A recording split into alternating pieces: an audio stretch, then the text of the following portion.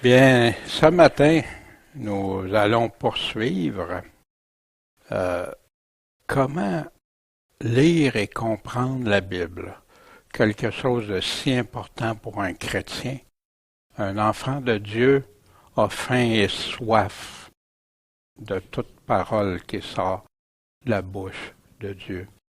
Et ce matin, nous allons poursuivre avec la question ou affirmation du ou avec un accent grave, bien sûr. Ça fait qu'on va poursuivre ça, mais juste avant, Seigneur Tout-Puissant, on t'aime, on veut te suivre, puis pour te suivre, on doit bien te comprendre. Fait que Seigneur, aide-nous à bien comprendre ce que tu attends de chacun de nous et ce que tu as pour nous. Autant les promesses que tes avertissements, autant tes bénédictions que tes corrections, Seigneur, qui en deviennent une bénédiction pour ceux qui s'y conforment par la suite. Merci, Seigneur. Merci. Accompagne-nous tout au long. On sait que là où 2 ou 3 sont réunis en ton nom, tu es au milieu. Merci, Seigneur, de cette belle promesse. En ton saint nom, Jésus. Amen. Bienvenue aussi à tous ceux qui se joignent à nous, soit sur YouTube ou sur pourchrist.com. On est toujours dans la démarche, dans cette partie-là, des questions. Les sept aides qu'on a pour nous aider à mieux comprendre ce que Dieu est en train de dire. C'est pas différent de quand on lit quelque chose d'autre, en se posant des questions. Quand on lit un livre, on va avoir à se poser des questions. Mais souvent, on passe par-dessus, on ne se les pose pas, puis des fois, on n'a pas tout bien compris. Mais pour la parole de Dieu, imaginez l'importance que ça peut revêtir de s'assurer d'avoir bien compris. Fait que ces questions-là, à qui, quoi, quand, pourquoi, comment, combien et où. Et la semaine dernière, on avait examiné le combien. Puis j'espère que ceux qui écoutent aussi font les exercices ou les demandes, je devrais dire plutôt les validations des textes, puis de regarder avec les questions. La semaine dernière, on a vu le combien, la quantité, le nombre, ça peut être l'ampleur. Dieu a tant aimé, tellement aimé le monde, etc. Mais aussi le combien, combien le commandement nous a laissé Jésus. Il y a différentes, il y en a qui arrivent à 1050, d'autres à des 800 quelques, etc. Il y a différents chiffres. Mais les vrais commandements de Jésus, quels sont-ils? Comment ça se fait qu'on n'entend pas plus parler de ça dans nos églises modernes? Mais toi, si tu veux bien savoir quels sont les commandements, parce que c'est très important, parce que Jésus dit « Celui qui m'aime obéit à mes commandements, même mes commandements pratiques. » Bien, quand tu lis ta Bible, numérote quand tu rencontres un commandement. Et plus tard, tu regarderas, tu vas voir, tu vas pouvoir en scinder plusieurs ensemble. Mais pour comprendre, qu'est-ce que Jésus nous demande, nous commande? Puis après ça, la grande question, quand tu auras fait au fil du temps cette compilation-là, la question la plus importante, est-ce que tu le mets en pratique? Est-ce que tu y obéis? Puis si jamais non, s'il y a un empêchement, pourquoi? Puis qu'en fais-tu? C'est si important parce que Jésus nous rappelle toujours qu'obéir à ses commandements, c'est ça l'aimer, mettre en pratique. Puis la ruine est grande pour ceux qui ne le feront pas. Mais cette semaine, on va examiner le « où », cette question ou affirmation clé qui nous donne le « où ». Ça peut être l'endroit, la position, les lieux précis, ou moins de la géographie. Ça va nous aider à comprendre le climat aussi. Quel climat il fait dans cet endroit-là par rapport à d'autres, qui peut nous donner des informations. sur le chemin de Jéricho, hein, le bon samaritain, de où à où il partait. Puis quand tu étudies la topographie, tu dis « Wow, Jésus a choisi un endroit assez particulier où il y avait des brigands aussi et tout sur les routes. » Puis, bien important, ça conduit à quoi? Quand je me pose cette question-là, où? Ça va où? Ça me conduit où dans ma vie personnelle pour le Seigneur? Ça fait que quand on se souvient, hein, chacun isolé des morceaux de puzzle, on n'a pas le vrai portrait. Mais quand on les met tous ensemble, après, là, on peut être davantage assuré d'avoir le bon portrait. On se souvient de Wycliffe, hein, de remarquer pas seulement ce qui est dit ou écrit dans les Saintes Écritures, hein, mais si tu observer, détecter de quoi il s'agit, à qui, de qui, avec quel mot, quel moment, où, avec quelles intentions, dans quelles circonstances, et ce, tout en considérant ce qui vient avant et ce qui suit après, hein, le contexte, alors cela t'aidera grandement à mieux comprendre la Bible. Puis, pour ça, bien, pour mieux comprendre, on part le portrait, hein, le livre, le chapitre, le livre. Après ça, on va plus en détail, on le relit, puis là, on examine les détails. Puis après, on revient au portrait. Puis là, avec les détails qu'on a appris, est-ce que c'est cohérent? Est-ce que j'ai bien compris? Est-ce que j'ai bien saisi? Hein? C'est du macro au micro. Hein? Puis on retourne au macro, puis on recommence. Ah, c'est long. Non, c'est pas long. C'est bien moins long que l'éternité pour prendre le temps d'examiner ça et être sûr d'avoir bien compris. Puis il y a des choses qui sont beaucoup plus simples et faciles, puis il y en a d'autres que ça prend plus de temps avant qu'on saisisse bien. L'utilisation du « où », bien sûr, ça indique l'endroit, hein, les lieux, des pays, des villes, ça peut être des bâtiments, hein, le temple, les endroits situés autour du temple, quand il donnait à la piscine, hein, et c'est où la piscine de Silo, il est où le puits, la Samaritaine, etc. Et on peut, ça rend bien intéressant quand tu lis ta Bible, au lieu de juste passer par-dessus, tu vas examiner c'est où. Puis ça te rend la chose encore plus vivante. La topographie, hein, c'est-tu très plat ou c'est escarpé, montagneux? Y a-tu beaucoup d'eau dans ce coin-là ou pas? C'est le désert. La cartographie, le climat, mais aussi ça peut identifier des temps, des circonstances. On va en voir quelques-uns, des où qui nous précisent des temps ou des circonstances. Puis ça va être déterminé, bien sûr, par le contexte. Pour l'identifier, c'est quoi? Exemple, ici on a Matthieu 6, 19. Ne vous amassez pas quoi? Des trésors sur la terre. Puis où les vers et la rouille gâtent tout. C'est à quel endroit qu'il y a des vers, puis tout pourri, finit par pourrir ou rouiller?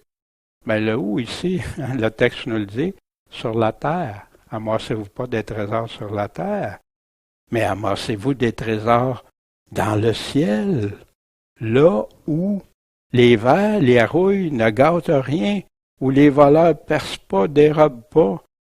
Pourquoi? Parce que où est votre trésor? Là aussi sera votre cœur. À quoi ça nous amène le où ici? Où est mon cœur? Est-ce que je suis attaché aux choses de la terre ou aux choses de Dieu? Et partout où on ne vous recevra pas et où on ne vous écoutera pas, vos paroles, en sortant de cette maison, de cette ville, secouez la poussière de vos pieds. Le où ici, c'est partout, n'importe où vous allez. Mais s'ils refusent, ben, comme Paul l'a fait aussi, secouez les sandales, hein, ses sandales, puis il est parti. Mais là, ça vous concerne. Je vous l'ai dit, puis maintenant, vous ne voulez rien savoir. Jésus qui s'est mis à faire des reproches aux villes où il avait fait la plupart de ses miracles, de ses signes. Pourquoi? Parce qu'ils ne se sont pas repentis. Jésus a fait des choses extraordinaires, des signes. Les signes sont là pour conduire à quoi? À croire. Mais non. Pourtant, c'est des choses extraordinaires que Jésus avait fait. C'est très utile le où pour comprendre où se déroulent les événements. Des fois, ça va être moins important, mais des fois, ça peut devenir très important. On va en voir quelques-uns. Où ça va survenir, ça, ces événements-là. Ça devient très important parce qu'on va voir des prophéties dans quelques instants. Dans quel pays ou de quel pays, de ville, de région qui est concerné ici? Par exemple, si Jésus dit qu'il va arriver telle chose, puis il identifie la région, mais je ne peux pas appliquer ça pour partout après. Ça va survenir là. Où Jésus allait souvent se recueillir. On va voir l'importance de ça. Où seront les sauvés pour l'éternité? Oh ben c'est facile, hein? Ils vont être au ciel. Ouais, mais on peut regarder ça plus en détail. Où seront les perdus pour l'éternité? Hein, le lac de feu. Les sauvés pour l'éternité vont être en premier avec Jésus-Christ pendant son règne de 1000 ans, puis ensuite dans la nouvelle Jérusalem. Mais où seras-tu, toi, pour l'éternité? Il y a juste deux choix. Où est Babylone? La Bible parle de Babylone, mais c'est où ça? Où est le trône de Satan? Pour comprendre ce que Jésus est en train de dire à une de ses églises. Mais surtout aussi où cela va me conduire, moi, de comprendre ces choses-là. Très utile pour comprendre l'atlas, la géographie, des cartes, la cartographie. Hein, ça, c'est pour les voyages de Paul, exemple, et tout ça, un de ces voyages. Mais ça peut m'aider à comprendre. Puis quand il arrive dans telle région, puis quand il parle à telle église, puis tout ça, ça peut m'aider à comprendre, hein, quand il parle des 7 églises, où ils sont ces 7 églises-là, etc. C'est tué. Ici, examinons puis identifions à quoi fait référence le « où », parce que le mot « où » peut signifier faire référence à différentes choses. Alors, les serviteurs du père de famille vinrent lui dire, « Seigneur, n'as-tu pas semé une bonne semence où? Dans ton champ. » Très important quand on veut bien comprendre après ça la chute de cette parabole-là. D'où vient donc qu'il y a de l'ivraie? D'où ça vient, ça? Il n'y a pas d'endroit fixe, mais d'où ça vient? Qu'est-ce qui s'est passé pour que ça soit là? Car de même qu'au jour d'avant le déluge, les hommes mangeaient et buvaient, se mariaient et donnaient en mariage, jusqu'au jour où Noé entra dans l'arche. Ici, le « où » fait référence au jour. Fait que le « où » n'est pas un endroit, mais un jour. Veillez donc, car vous ne savez ni le jour ni l'heure où le Fils de l'homme viendra. Encore là, fait référence au jour ou à l'heure. Le « où » et fait référence à ça. Je vous montre ça parce que des fois, le « où » n'est pas toujours parce que je vois « où » c'est automatiquement un endroit. C'est simplement ça. Et son maître lui répondit, « Méchant et paresseux serviteur, tu savais que je moissonne où je n'ai pas semé. » Le « où » ici, c'est partout où il n'y a pas semé. Et que je recueille où je n'ai pas répandu. Je vous dis en vérité que dans tous les endroits du monde où cet évangile sera prêché, ce qu'elle a fait sera aussi raconté en mémoire d'elle. Ça, c'est intéressant ici. Parce que l'Évangile inclut ce que la femme a fait pour Jésus. C'est inclus dans l'Évangile. Fait que ceux qui rétrécissent l'Évangile, non, l'Évangile, c'est important, mais on les a décrits, ces évangiles-là, dans le Nouveau Testament.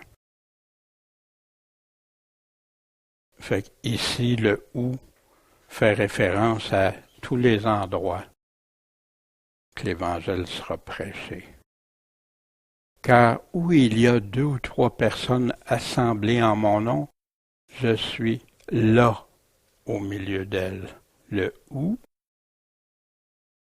ou un endroit qui a 2 personnes, 2, 3 personnes, je suis là. Je suis au milieu d'elles, là, à cet endroit-là.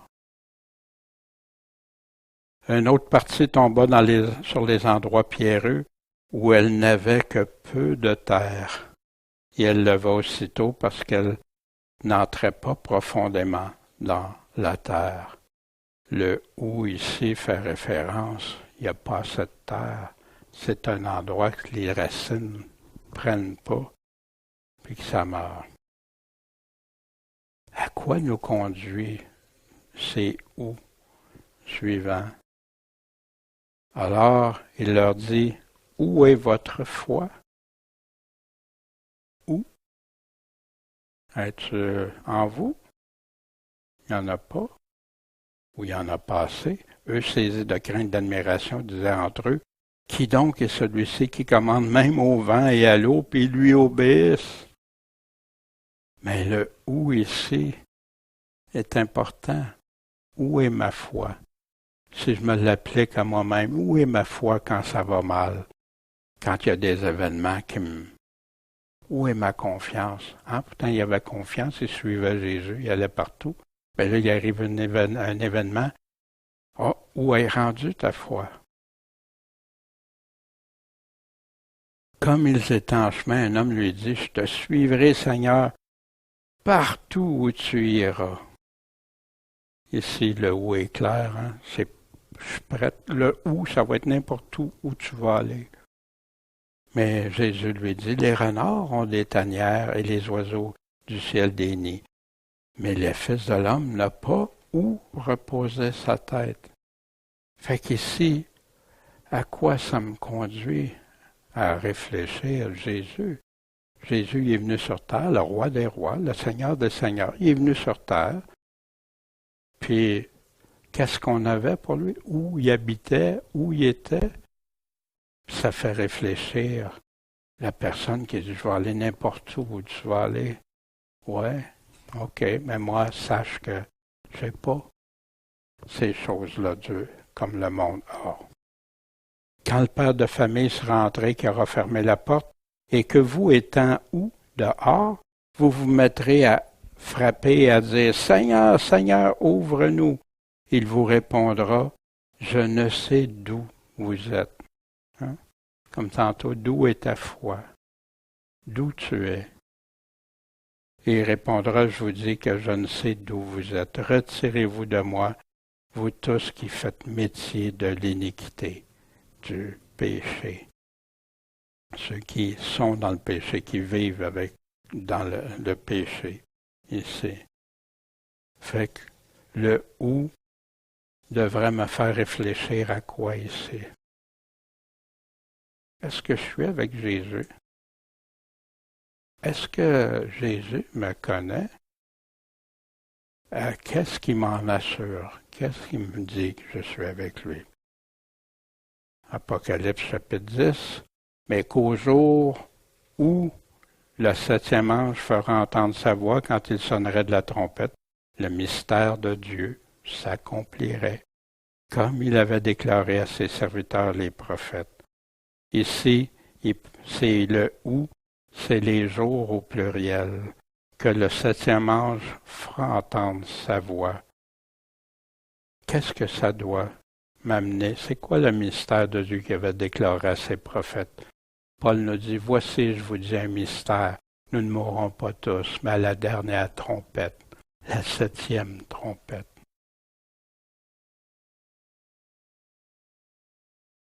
Hein? l'orientation géographique, hein? Quand on parle de septentrion, de l'Aquilon, c'est le nord. Quand on parle du midi dans la Bible, ben c'est les mots anciens pour dire le sud, l'Orient, hein, l'Est, l'Occident, l'Ouest. Mais ça, c'est important parce que la majorité des passages qu'il y a dans la Bible, quand il dit au septentrion, au nord, c'est au nord de Jérusalem. Quand c'est au midi, au sud, c'est au sud de Jérusalem. À l'Orient, à l'Occident. Fait que ça nous donne des points de référence pour nous aider à comprendre. Une autre application du où. Où est-ce que c'est?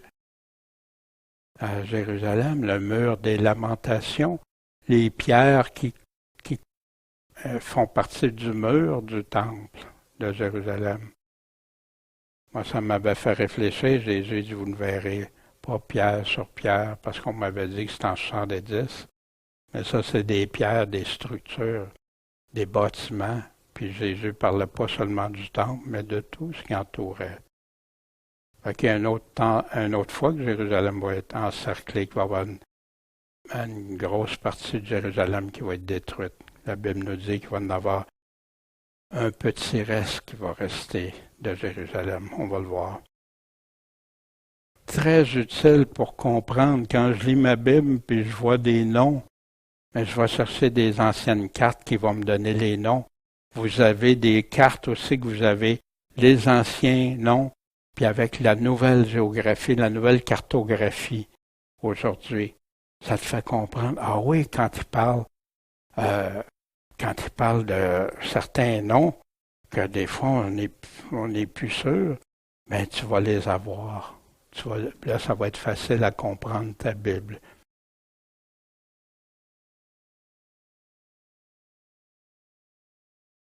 C'est très utile le où pour comprendre les prophéties.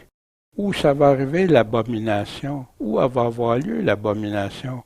Où est-ce que l'Antéchrist va aller s'asseoir? Où Jésus-Christ va régner à son avènement pour 1000 ans, pendant 1000 ans?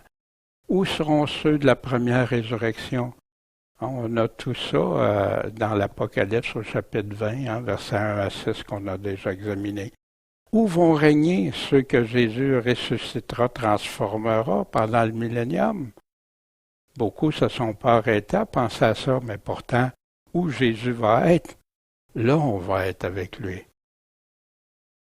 Où seront jetés la bête et le faux prophète? Hein? Le lac de feu. Le malin va aller les rejoindre après, qui vont avoir été là pendant 1000 ans. Où ceux qui auront eu part à la première résurrection et ceux qui seront transformés iront rejoindre Jésus. La Bible ne dit pas dans le ciel, mais dans les airs, à la rencontre. Puis on sait où Jésus s'en vient après. Où est-ce qu'il va poser les pieds à son avènement? Le où répond à plein de questionnements que si ceux qui enseignent les prophéties examineraient, répondraient clairement à ces questions-là à chaque fois, il n'y aurait pas toute l'ambiguïté qu'il y a aujourd'hui. Où est Babylone? Pierre nous le dit, Babylone. Il est à Rome, Babylone. Où vont passer les pays de l'Est pour aller à l'endroit qui s'appelle Armageddon? Où est le fleuve d'Euphrate? Où est Armageddon? Ben, il y en a qui n'ont pas examiné ça avant de préciser, avant d'affirmer des choses. Très important. Voici où l'abomination aura lieu, puis où l'Antéchrist ira s'asseoir. Il parle ici de l'Antéchrist, des forces se lèveront de sa part, elles profaneront le sanctuaire, la forteresse, et fera cesser le sacrifice continuel, et mettront l'abomination qui cause la désolation. Fait que c'est où ça va se faire, le sanctuaire. Puis ici, c'est pas, en passant, c'est pas ce qui est déjà arrivé dans le passé. Non, Jésus a dit ce qui va arriver au futur. Et depuis le temps où ce sera le sacrifice continuel et où on mettra l'abomination de la désolation, il va y avoir 1290 jours. Ça veut dire qu'il va y avoir une période de temps. Il y a deux événements, puis il y a une période de temps entre. Mais c'est où que ça va avoir lieu, c'est où on va la mettre. Quand vous verrez l'abomination de la désolation dont le prophète Daniel a parlé, ce qu'on vient de lire, établi où elle ne doit pas être, où est-ce qu'elle ne doit pas être?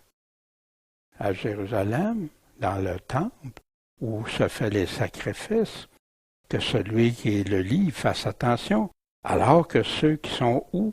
En Judée s'enfuient dans les montagnes. Tu peux-tu dire à tout le monde, ben, quand vous allez voir l'abomination se commettre, là, tout le monde enfuyez-vous. Non, ceux qui sont en Judée. J'ai entendu des enseignements qui faisaient peur à tout le monde, que tout le monde tout en même temps. Non, non. Il dit c'est où, là?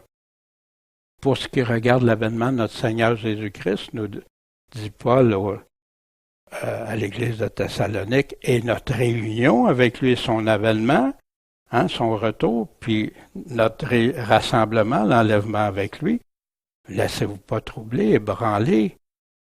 Puis il continue comme si le jour était proche, que personne ne vous séduise en aucune manière. Pourquoi? Parce qu'il faut que la révolte, hein, l'apostasie, soit arrivée auparavant, avant le retour, avant l'avènement, puis et qu'on ait vu paraître l'homme du péché, l'antéchrist, le fils de la perdition, l'adversaire est celui qui s'élève au-dessus de tout ce qu'on appelle Dieu, qu'on retrouve dans Daniel, qu'on retrouve ailleurs dans l'Apocalypse, et qu'on adore jusqu'à s'asseoir comme Dieu dans le temple de Dieu, se proclamant lui-même Dieu.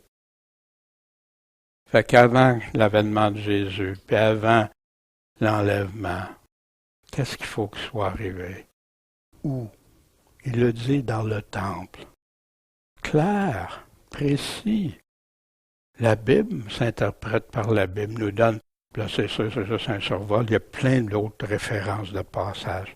Armageddon, hein? Il y a plusieurs noms parce que dépendamment des versions de Bible, il y a des noms qui vont changer, alterner, c'est tout le même endroit. La Bible nous dit la sixième ange, hein, l'avant-dernière coupe de colère de Dieu, versa sa coupe sur le grand fleuve de l'Euphrate et son eau sécha. Pourquoi? Pour que le chemin des rois de l'Orient fût préparé. Et je vis sortir de la gueule du dragon, de la gueule de la bête, de la gueule du faux prophète, trois esprits immondes semblables à des grenouilles. Car ce sont des esprits de démons qui font des prodiges, hein, qui vont vers les rois de la terre et du monde entier afin de les rassembler pour le combat du grand jour du Dieu Tout-Puissant. De vraiment la guerre, l'avant-dernière guerre, parce qu'il va y en avoir un autre après le 1000 ans. L'avant-dernière guerre, avant, mais celle-là, c'est la dernière avant le retour de Jésus sur terre. Voici, je viens comme un voleur. Ça veut dire qu'il n'est pas encore venu. Heureux celui qui veille et qui garde ses vêtements afin qu'il ne marche pas nu, qu'on ne voit pas sa honte. Et là, on les rassembla où? Dans le lieu qui s'appelle en hébreu Armageddon, montagne de la déroute, qu'on retrouve dans l'Ancien Testament aussi, mais pas sous le nom exact Armageddon. Et Armageddon, il y a des films, il y a toutes sortes de choses. Il y en a qui parlent d'Armageddon là, comme l'événement, mais non, Armageddon, c'est le lieu. C'est où vont se rassembler, où ils vont aller s'installer pour faire la guerre à Jérusalem. Puis, le septième ange versa sa coupe. Puis, il y a une grande voix qui disait, c'en est fait, c'est accompli, c'est réglé, à la septième coupe. Fait que c'est tout juste avant la dernière coupe de colère de Dieu. Puis là, qu'est-ce qu'ils sont en train de faire? C'est tout se rassembler pour aller combattre au lieu Megiddo. Hein? Puis comment je vais savoir le fleuve d'Euphrate, hein, puis tout ça, encore avec la cartographie. Puis les rois de l'Est, hein, une armée, la Bible nous dit, de 200 millions de soldats. qui vont s'en venir de l'Est. De l'Est de où? De l'Est d'Israël, encore une fois. Puis qu'est-ce qu'ils vont faire? Bien, les fleuves vont s'assécher pour qu'ils puissent passer avec leur équipement militaire et tout. Le où nous indique des précisions des choses. Puis Armageddon, on sait déjà c'est où, parce que la Bible nous en parle, c'est déjà identifié. Puis même il y a des grands hommes qui ont dit « Wow, cet endroit-là serait parfait pour s'installer, pour faire la guerre. » Et d'ailleurs, il y a déjà eu de la guerre, là. Il y a déjà eu des combats, des rassemblements là, dans le passé. Et voici, je vis un ange qui se tenait dans le soleil, qui criait d'une voix forte à tous les oiseaux qui volaient par le ciel. « Venez et assemblez-vous, pourquoi? Pour le festin du grand Dieu, pour manger la chair des rois, la chair des capitaines, la chair des puissants, la chair des chevaux et de ceux qui les montent, et la chair de tous libres et esclaves, petits et grands. » Puis de quoi qu'il est en train de parler du rassemblement à Armageddon ici. Assemblés pour faire la guerre à celui qui était monté sur le cheval et à son armée.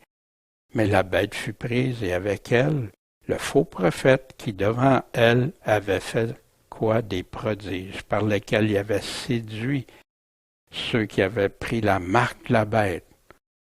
Dans le camp ici, il faut que ça soit déjà fait qu'il ait séduit avec les marques, avec la marque de la bête, fallait qu'elle existe, qui avait adoré son image, et tous deux furent jetés vifs dans les temps de feu brûlant, dans le soufre. Puis tout le reste fut tué par l'épée qui sortait de la bouche de celui qui était monté sur le cheval, et tous les oiseaux furent rassasiés de leur chair. Quand tu parles d'Armageddon, l'endroit, c'est l'endroit où il va y avoir un combat contre Dieu. Imaginez le roi des rois qui descend, qui s'en vient, puis au lieu de se repentir, de dire non, ils veulent combattre celui qui s'envoie. Le signe, ils voient le signe apparaître, puis ils veulent le combattre. Armageddon, qui est appelé Megiddo aussi dans l'Ancien Testament, on a ça un combat avec le roi Josias, où Josias a combattu, etc. On a ça dans 2 Chroniques, chapitre 35 de mémoire. Armageddon, Megiddo, voici qui en parle dans Zacharie, qui est un autre pendant de l'Apocalypse. On a le livre de Daniel, mais on a le livre de Zacharie aussi. En ce jour-là, l'Éternel protégera les habitants de Jérusalem. Et le faible parmi eux sera en ce jour-là comme David, et la maison de David sera comme Dieu, comme l'ange de l'Éternel devant eux. Et il arrivera en ce jour-là, quand? En ce jour-là, que je chercherai à détruire toutes les nations qui viendront contre Jérusalem. Et je répandrai sur la maison de David et les habitants de Jérusalem l'esprit de grâce et de supplication. Ils regarderont vers moi, celui qu'ils ont percé. Fait que c'est au futur, parce que Jésus a déjà été percé. Ils en feront le deuil qu'on fait le deuil d'un fils unique. Puis ils pleureront amèrement sur lui, comme on pleure sur un premier-né. En ce jour-là, le deuil sera grand à Jérusalem, tel que fut le deuil d'Adadrimon dans la vallée de Mégidon. Un autre mot, Megiddo, Mégidon, encore un mot synonyme. Et le pays sera dans le deuil, chaque famille séparément. Et voici, au retour de Jésus, où toutes les nations vont être là pour aller attaquer Israël. Mais c'est là qu'il y en a un petit reste qui va se convertir, parce que beaucoup vont avoir été tués, des Juifs tués. Un petit reste va avoir resté à Jérusalem. La Bible nous parle d'1/10 sera sauvé. Ils reconnaîtront Jésus-Christ comme leur maître, leur Seigneur. Un où qui est déterminant, où Jésus allait si souvent prier, se recueillir. Jésus enseignait dans le temple pendant le jour, puis la nuit, qu'est-ce qu'il faisait? Il sortait, puis il se tenait sur la montagne appelée des Oliviers. Mais où Jésus alla prier après avoir célébré la dernière Pâque, ben, ils sont partis. Après avoir chanté le cantique, ils partirent pour la montagne des Oliviers. Alors Jésus s'en alla avec eux dans un lieu appelé Gethsémani. C'est où Gethsémani? Ben, c'était à pied de la montagne du mont des Oliviers, où Jésus allait souvent. Mais là, il était dans le jardin, puis il disait à ses disciples, asseyez-vous ici pendant que je m'en irai là pour prier. Il montait plus haut pour aller prier. Mais pourquoi que ça peut être déterminant de s'arrêter à ça? Savez-vous où les apôtres ont demandé à Jésus, quand est-ce que tu vas revenir? Quand ça va être ton avènement? C'est quoi qui va se passer avant ton avènement? C'est ainsi sur la montagne des Oliviers. Jésus s'assit, ses disciples vinrent à lui en particulier lui dire, dis-nous quand ces choses vont arriver. Quel va être le signe de ton avènement et de la fin du monde ou la fin des temps? Jésus, c'est à là qu'il a répondu Matthieu 24 et 25. Il a répondu à tout ça. Dans Marc 13, dans Luc 17, une partie, puis dans Luc 21, le reste. Mais savez-vous d'où Jésus est parti pour rejoindre son Père, hein?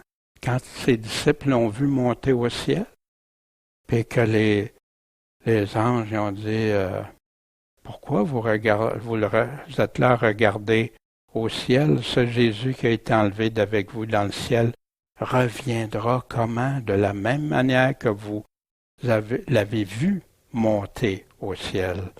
Alors ils s'en retournèrent à Jérusalem, de la montagne dite des Oliviers, qui est près de Jérusalem à une distance de Sabbat. Fait qu'ils sont partis d'où? Ils étaient où? Ils étaient encore sur la montagne des Oliviers. Un endroit très important pour Jésus, cette montagne des Oliviers.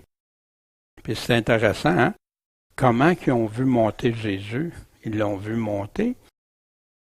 Puis il le voyait, il le regardait jusqu'à temps qu'il ne le voie plus. Il dit, il va revenir de la même manière. Ça veut dire que les gens vont le voir quand il arrive. Mais où Jésus va revenir à son avènement, la Bible nous répond. Et l'Éternel sortira et combattra contre ces nations, comme lorsqu'il combattit au jour de la bataille. Ses pieds se poseront en ce jour-là, ou sur la montagne des Oliviers qui est en face de Jérusalem, à l'Orient, hein, à l'Est.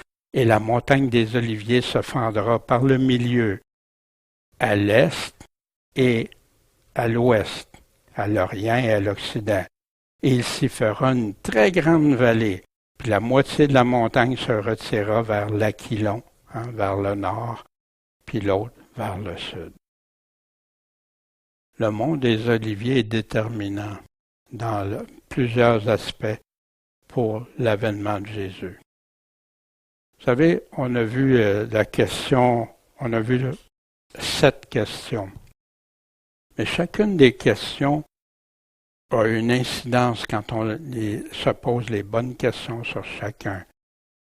Puis, c'est comme ce balancier-là qu'on voit chacun qui a une influence les uns sur les autres. Parfois, il y a des questions qui vont être très importantes, d'autres moins importantes.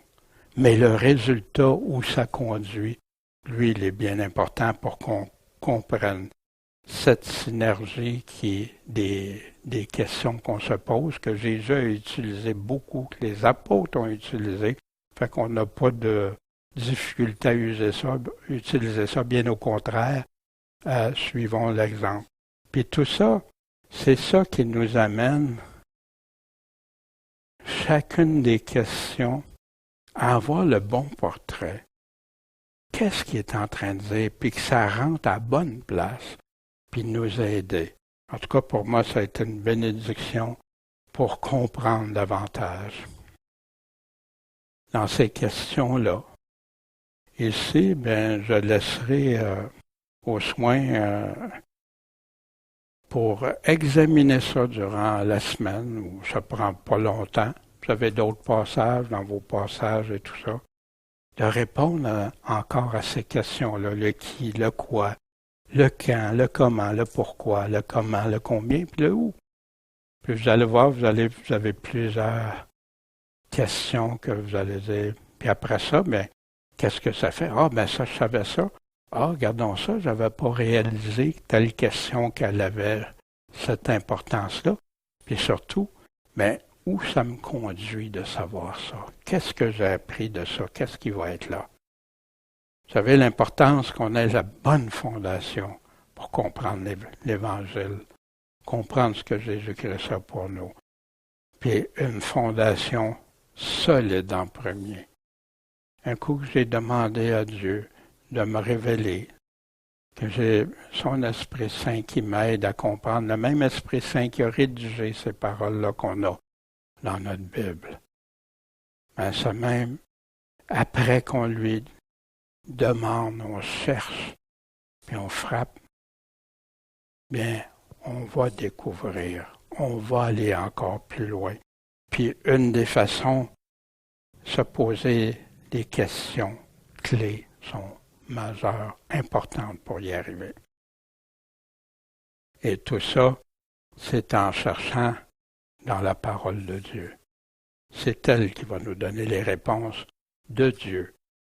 Ah, les hommes, on peut avoir toutes sortes de réponses, nous les hommes. Mais Dieu, lui, il a ses réponses. Puis l'homme, nous, on se doit de rester dans ses réponses et non pas d'aller plus loin ou d'enlever.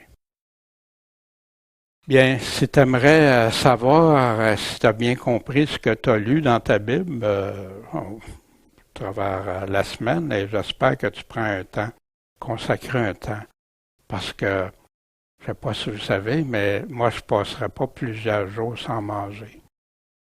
Mais avec la parole de Dieu, on en a besoin. Ça ne veut pas dire de faire des études à pu finir et tout ça, mais le temps consacré, mettez Dieu en premier. On ne vit pas seulement de nourriture, mais de toute parole qui vient de Dieu. Ça, c'est un petit test pour savoir, j'ai-tu bien compris ce que j'ai lu dans ma Bible? Mais premièrement, tu lis, puis tu relis le texte.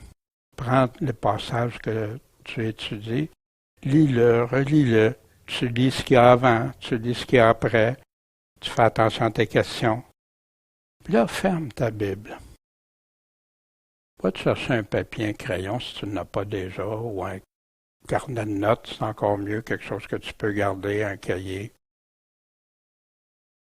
Puis, écris un résumé de ce que tu as compris.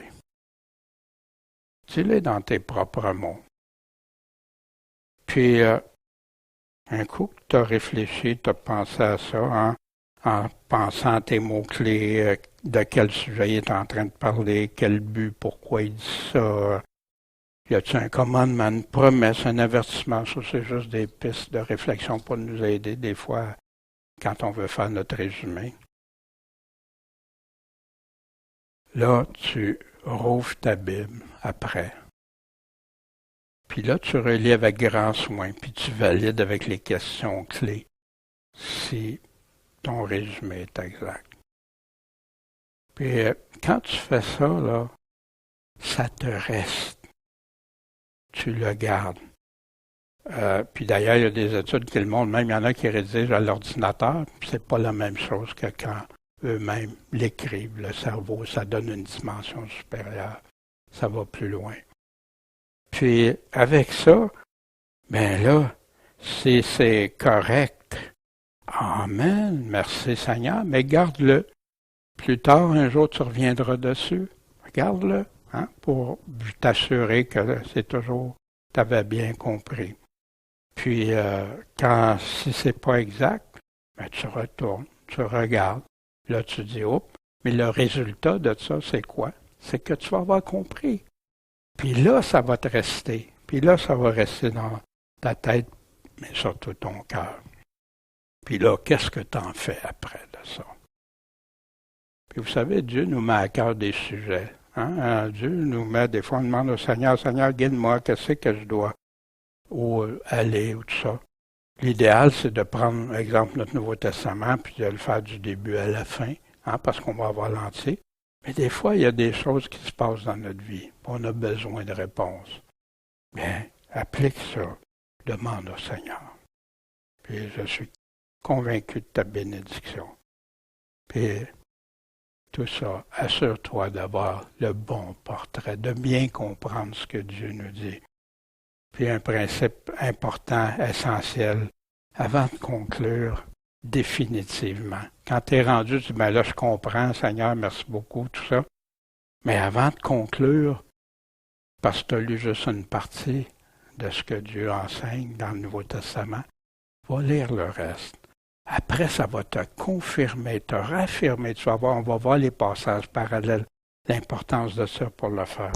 Puis quand tu as fait le tour de la parole de Dieu, là, tu peux conclure avec confiance, assurance.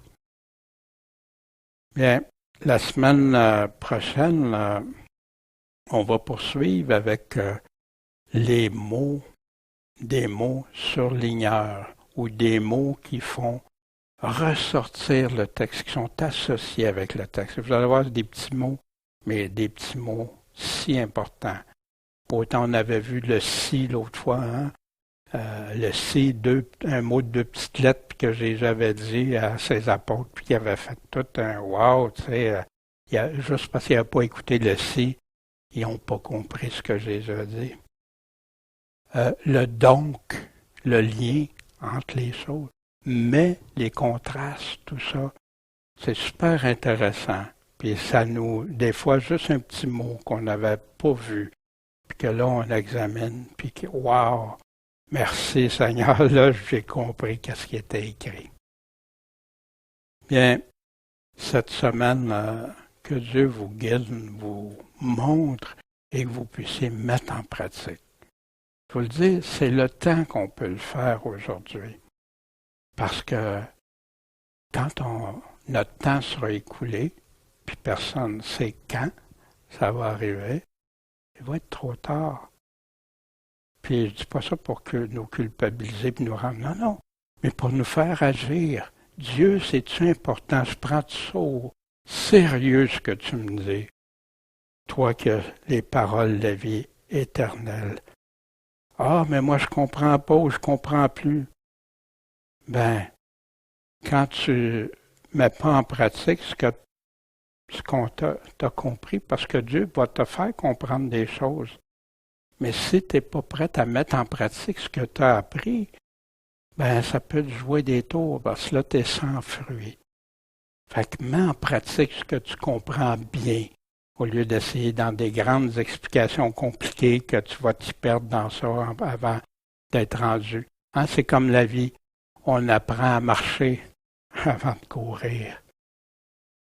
Vivre selon le monde, selon des péchés, j'ai des péchés. Non. Pourquoi Dieu me dévoilerait des choses? Pourquoi il me révélerait certaines choses si je ne suis pas prête? Quand pourtant il y a des paroles si claires qui me disent, quand je désobéis à Dieu, je ne mets pas en pratique. Quand j'ai de l'appétit tiède, ouais, c'est intéressant, Dieu dit ça. Ouais, puis après, je caricature. Mais savez-vous que c'est ça qui arrive souvent? Non, Dieu, tu parles. Tu as pris la peine de nous parler dans un langage qu'on comprend, qu'on connaît, Seigneur.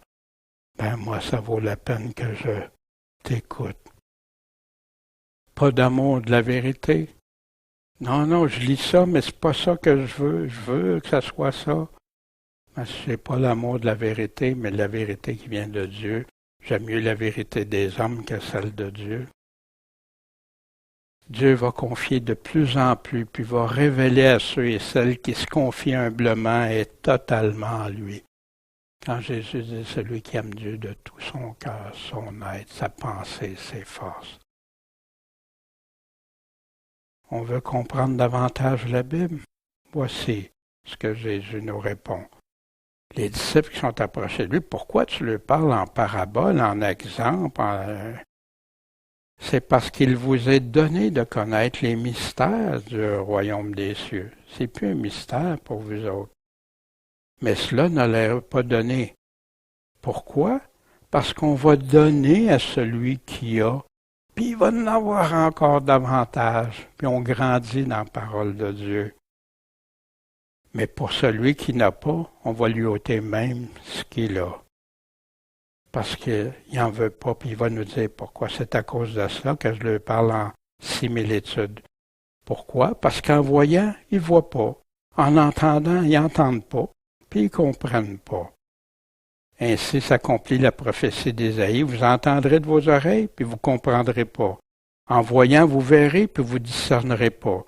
Parce que le cœur de ce peuple est appesanti. Il est lourd. Ils entendent dur de leurs oreilles. Remarquez ici la responsabilité. Le cœur est appesanti. Ils entendent dur de leurs oreilles. Ils ont fermé les yeux, de peur qu'ils ne voient de leurs yeux et qu'ils n'entendent de leurs oreilles, et qu'ils ne comprennent du cœur, et qu'ils ne se convertissent et que je les guérisse. L'apôtre Jean, dans l'évangile de Jean, ils ne viennent pas à la lumière parce que leurs œuvres sont mauvaises. Ils ne veulent pas entendre la vérité. Ils ne veulent pas. Fait que si quelqu'un a ça, puis il dit, ben moi, la Bible, là, non, je comprends pas, ben non. Va écouter Jésus. Ouvre tes oreilles, tes yeux. Sois prêt à te convertir et te faire guérir par le Seigneur. Mais vous êtes heureux d'avoir des yeux qui voient, des oreilles qui entendent. Plusieurs prophètes ont voulu voir, puis n'ont même pas vu, entendu. Nous autres, on a tout par écrit. Tout maintenant. Vous savez, on a des ancêtres chrétiens qui ont donné leur vie pour qu'on ait la Bible aujourd'hui. S'ils se faisaient prendre avec une Bible, c'est la torture puis la mort brûlée au bûcher. Mais c'est trop compliqué, trop long, ou trop exigeant la Bible, ou trop restrictif. Je veux la liberté. Il y en a qui comprennent la liberté au lieu de la liberté d'être libre du péché, délivré de ça, puis libre pour suivre Dieu. Mais il n'y a pas deux Bibles. Une pour ceux qui sont au lait, puis une pour ceux qui sont à la nourriture solide. Quand on commence tout au petit lait, puis c'est normal. Puis ceux qui sont rendus plus loin ne doivent pas mépriser les personnes, mais ils doivent les instruire, les informer, le montrer et être patients. Parce que c'est pas nous qui changeons les personnes. C'est Dieu qui change les personnes au travers de sa parole si la personne va avoir les yeux et les oreilles ouvertes. Dieu parle aux deux avec les mêmes mots puis la même interprétation. Comme tout ce qui ne nous est pas familier, on doit se familiariser avec la Bible. C'est pour ça qu'on doit la lire, la relire, puis demander à Dieu, attendre.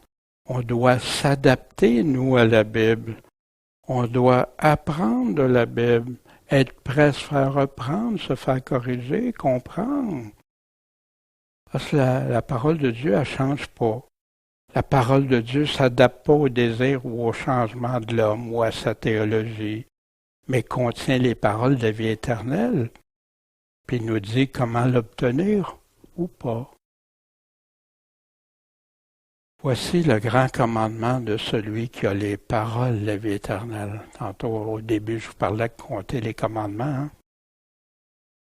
Voici ce que celui qui a les paroles de la vie éternelle nous dit. Toute puissance m'a été donnée dans le ciel et sur la terre, partout. Donc, allez et instruisez toutes les nations, les baptisant au nom du Père, du Fils et du Saint-Esprit, en faisant quoi? En leur apprenant à garder, à mettre en pratique tout ce que je vous ai commandé, tous mes commandements. Et voici, je suis avec vous tous les jours jusqu'à la fin du monde. Amen. Si on trouve trop trop compliqué les commandements du Seigneur? Examinons pourquoi. C'est parce que c'est trop restrictif? Ou ça me semble trop compliqué? Si ça te semble trop compliqué, amen. Tu as juste demandé, cherché, frappé, demande à Dieu. On cherche dans sa parole, on frappe. Seigneur, j'ai besoin, puis si j'ai de la difficulté, je peux demander à quelqu'un de m'aider. Il y a des hommes de Dieu qui peuvent t'aider. La seule chose, fais attention que ce que l'homme de Dieu te dit, tu le retrouves dans la parole de Dieu, que ce soit écrit dans ces mots. Bien, avec le Seigneur, on peut aller loin. On peut grandir. Il va en donner toujours de plus en plus à ceux qui se confient en lui, à ceux qui l'écoutent, à ceux qui veulent se conformer à ce qu'il nous demande. Fait que n'hésitons pas. Plongeons dans sa parole, puis demandons-lui de nous éclairer, nous guider, puis laissons-nous conduire par lui, par son Esprit Saint. Bon Père Céleste, merci de ta parole, Seigneur, qui est là pour nous. Puisses-tu nous guider. Je te prie pour ceux qui écoutent, Seigneur, que tu puisses leur mettre à cœur cet amour de la parole, cet amour de la vérité, puis que tu sois leur maître, leur Seigneur, leur sauveur, Seigneur. Béni sois-tu. Puis merci, Seigneur, parce que on sait que tes paroles ne passeront pas. Elles sont éternelles. Puis c'est à tes paroles qu'un jour on sera redevable. Fait que, mon Dieu, on a besoin de toi pour nous guider, nous éclairer, nous faire bien comprendre, puis surtout nous conduire à les suivre dans la paix, la pleine assurance que tu es celui qui va un jour récompenser toutes les épreuves, même des fois que ça nous demande pour suivre ta parole. Béni sois-tu, Seigneur. Amen.